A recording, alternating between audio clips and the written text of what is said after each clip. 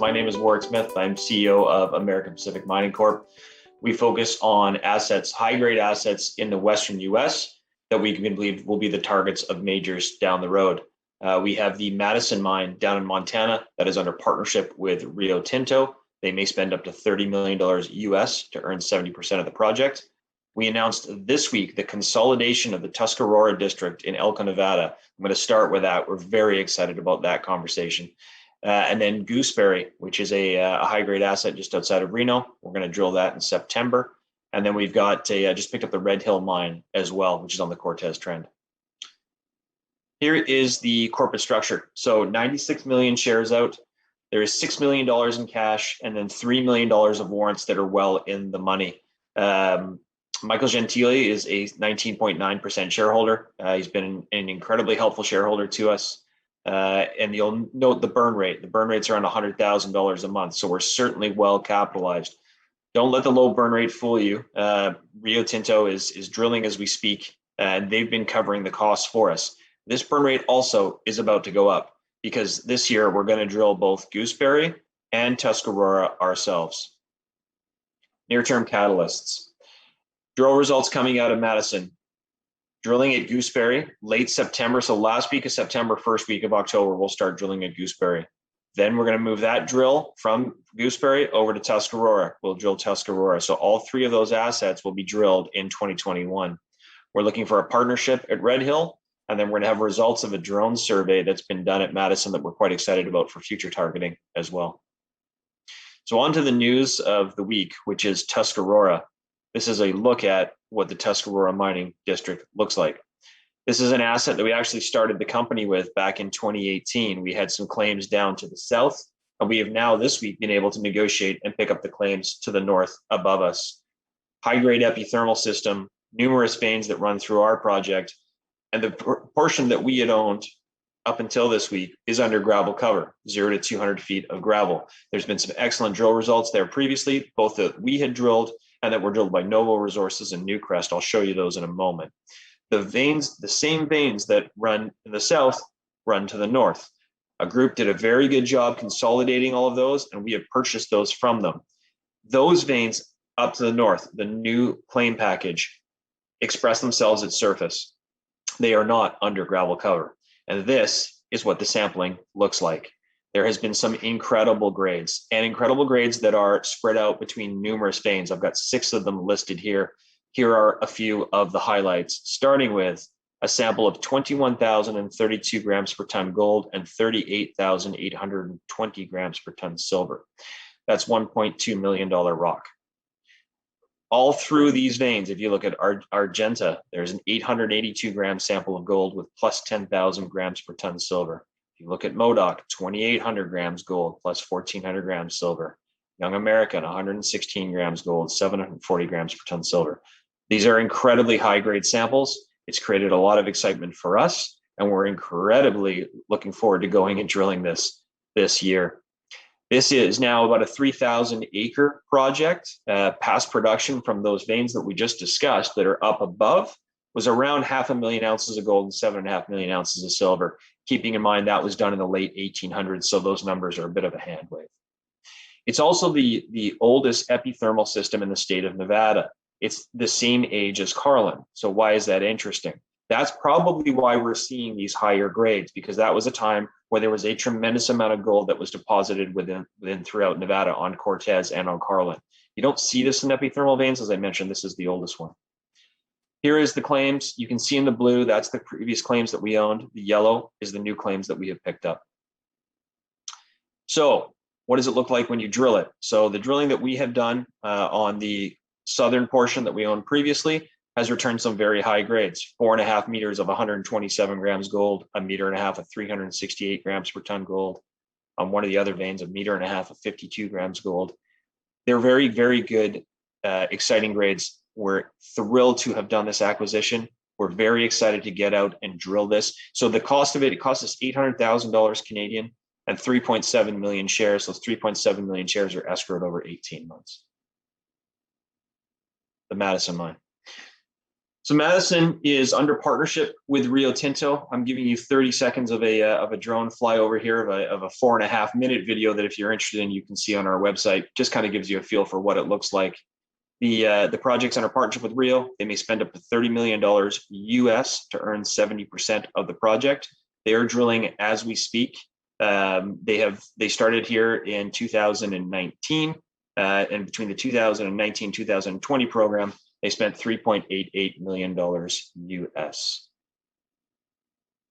Here's the drill program that is underway now, 4,000 meters of diamond drilling, a mag survey, which we're actually very interested in seeing in. It's one of these new, it stays 25 meters above the topography. It's going to give some really good data for targeting going forward. We're excited about that. They've done some trenching, et cetera, as well.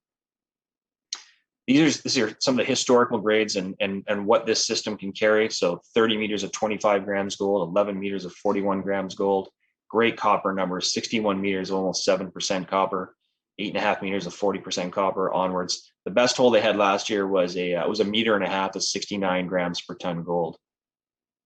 It's an interesting system. So I've put this up here and I'll just run through this very quickly, but one of the things that really seems to capture people's attention is the fact that all the rock runs, whereas jasperoids are all across Nevada. They're a great indicator, but typically don't run. It runs up to 0.5 ounce here.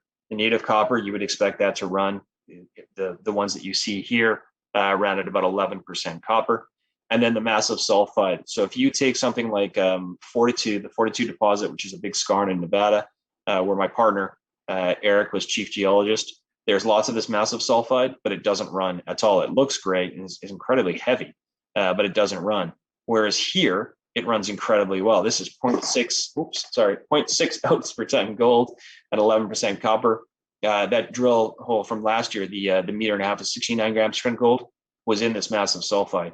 That's interesting to us. It shows that there's a big system underneath. They drilled into the porphyry in 2017. So the feeling is that there's a big system pushing those fluids upwards that's mineralizing all the rock. That gives us excitement, gives Rio excitement. We're excited to see results out of here in short order as well. This is Gooseberry. So 45 minutes outside of Reno. Its analogy is the Comstock lode. Comstock was the largest mine in the United States previous to the big Carlin deposits. What I'm going to show you just very briefly here is a 3D model. We are going to go and drill this asset. This has not been touched since 1994, last in hard rock production in 1991. This is an asset that Eric has been kicking me for 2 years to drill. So I know he is very, very excited to get out here at the end of September and get drilling. What you're looking at now is the original stope maps that we've converted into a 3D model. You'll see the different levels come in here, and then you'll see it spin through. And then I'll take you through and I'll show you one of the long sections and give you an idea as to where we're going to be drilling. The great grades here. When we picked this up, we actually staked it. It cost us $20,000 to pick up. And since then, we've been able to track down a lot of the original data. We tracked down 12 old bankers boxes of data, literally covered with dust at the University of Nevada, Reno, and got a feeling for what kind of grades that this holds. So some of the production grades, 0.9 meters of 65 grams gold, 4,500 grams silver, 0.9 meters of 113 grams gold, 3,700 grams silver. Again, focusing on high grade assets in the Western US that we believe can get big. This has only gone down 1,150 feet. Comstock lode went down 2,900 feet before it flooded out. But when it got flooded out at 2,900 feet, they were in 20 ounce per ton gold. This is in the same rocks. It's 15 miles away. We're excited to drill it and see how deep it does go. What you're looking at is a historic long section. The dark pink is the stuff that has been mined out. The light pink is what Asamara at the time referred to as reserves. We obviously do not refer to them as reserves today, but boy, they make good targets because we know they're there from what they had blocked in. So we will drill off to the flanks here and we will drill off down deeper as well. As mentioned, that program starts at the end of this month. The Red Hill project is an asset that we've just picked up on the Cortez trend. This is a internal to New Legacy's claim block. It's 80 claims in the middle. It's previously drilled by Barrick, so 25 meters of 5 grams, 13 meters of 8 grams. We were able to pick this up for the cost of $25,000. We felt that it was good deal making on our end. It's not one that we're going to drill ourselves. It's quite deep drilling, but it's a very real target and one that we're very excited about. And we have a partner in mind that we'd like to bring in to drill this. Right along that Cortez trend where there's roughly 100 million ounces of gold. This is one that we're excited to go after as well. Here's the team. You know a bit about myself. Eric is my partner and has been since 2008. Eric was the head of exploration in the Western U.S. for Newmont. Newmont was looking for deposits that were 3 million ounces plus. You got to see a lot of stuff that was 500,000 to 1 million ounces that can grow. And that's really where our sweet spot is. Al Nesh is our CFO, does an excellent job for us. Ken Cunningham, former CEO of Miranda Gold, geologist based out of Reno. He was a gentleman who put us on to Gooseberry.